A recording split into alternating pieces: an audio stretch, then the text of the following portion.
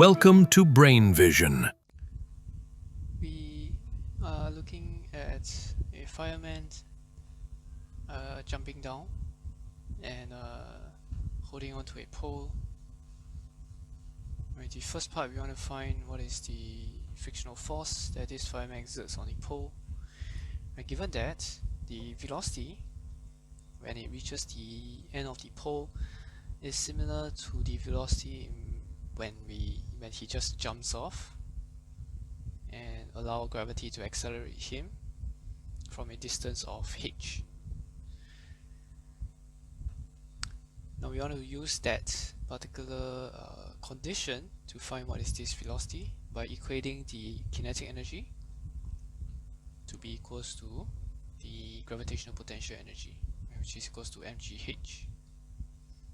Now this is the case, right, when we are considering the height to be h and the fireman is just jumping down without holding on to any pole, without any air resistance. Right? So this is half v square. So v in this case is 2gh square root. And so we know that the final velocity when it reaches the end is this.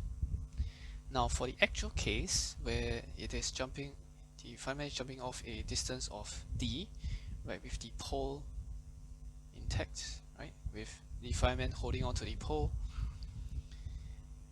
What we know now is the final kinetic energy at the bottom must be equals to half times mv square,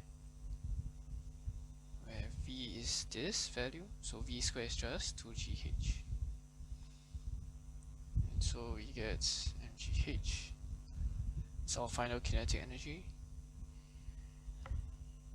And we can relate that, right, the final kinetic energy plus the total work done by the friction must be equals to the initial total energy, which is just the gravitational potential energy at the top, so mg times d.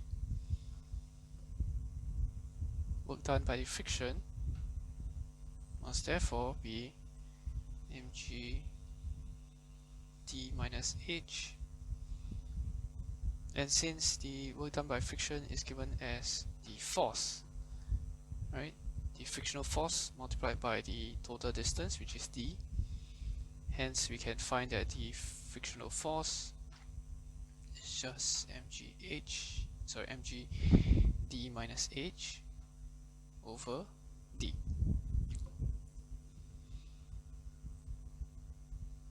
Now does the answer make sense? Right, we want to test the special cases, that is when h is equals to d. So when h is equals to d, it tells us that the fireman is not actually holding on to the pole. Right, when h is equals to d, this value over here becomes 0, and so this would, the total frictional force becomes 0, which means that our fireman is not holding on to the pole and just jumping off, right, which makes sense, right, because h, we are given that the value of h is when the fireman doesn't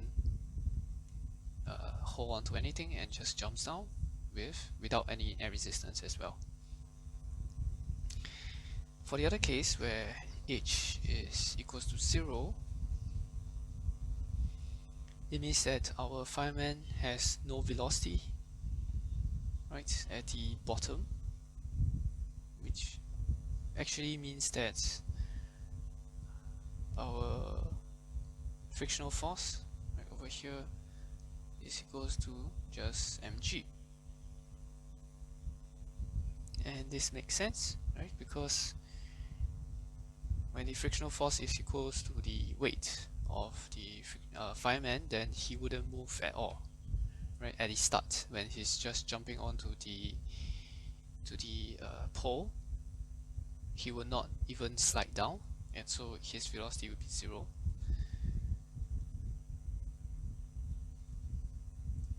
Now we want to find a numerical value for when the average frictional force when D is 2.5 meters, H is 1 meter, and the mass of our fireman is approximately 75 kilograms. So we just have to substitute it into our expression, mgd minus h over d. We should get approximately 441 newtons. Now, the last part of this question,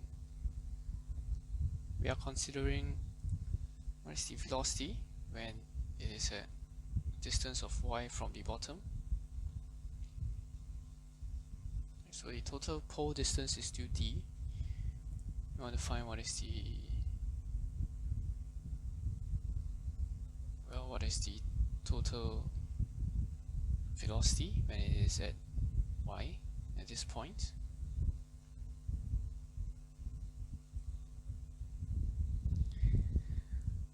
So what we can do is we can look at the total energy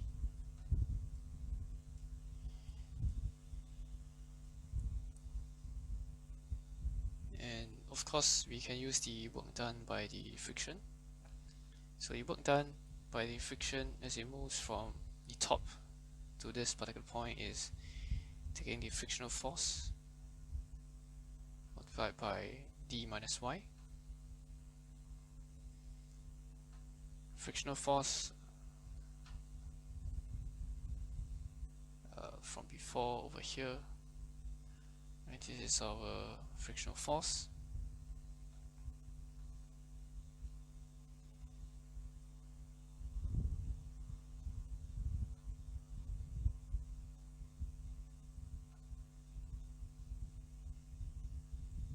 Alright, so this is the work done by friction. To find what is the velocity, we need to find what is the kinetic energy at this point. So the kinetic energy at this point is equals to the total converted gravitational potential energy, right? Minus away the work done by friction.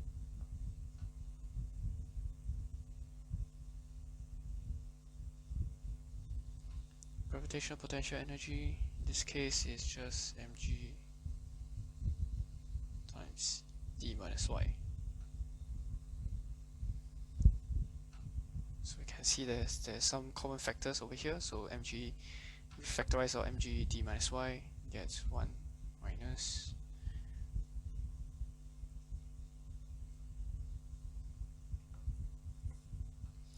and we equate this to the kinetic energy, which is half mv square.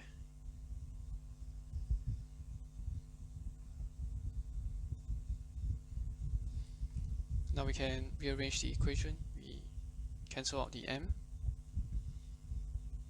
and then we get v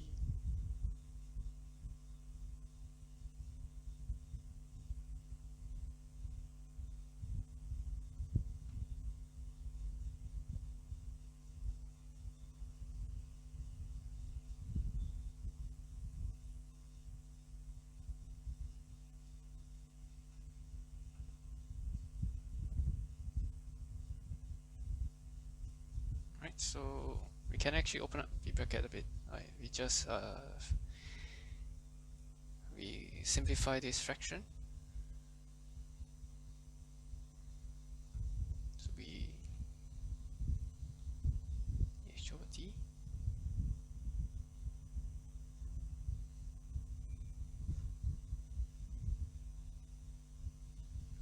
and then this will give us square root of 2h times d minus y over d.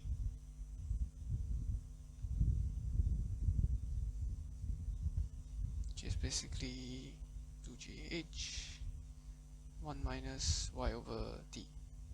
So this is our final expression.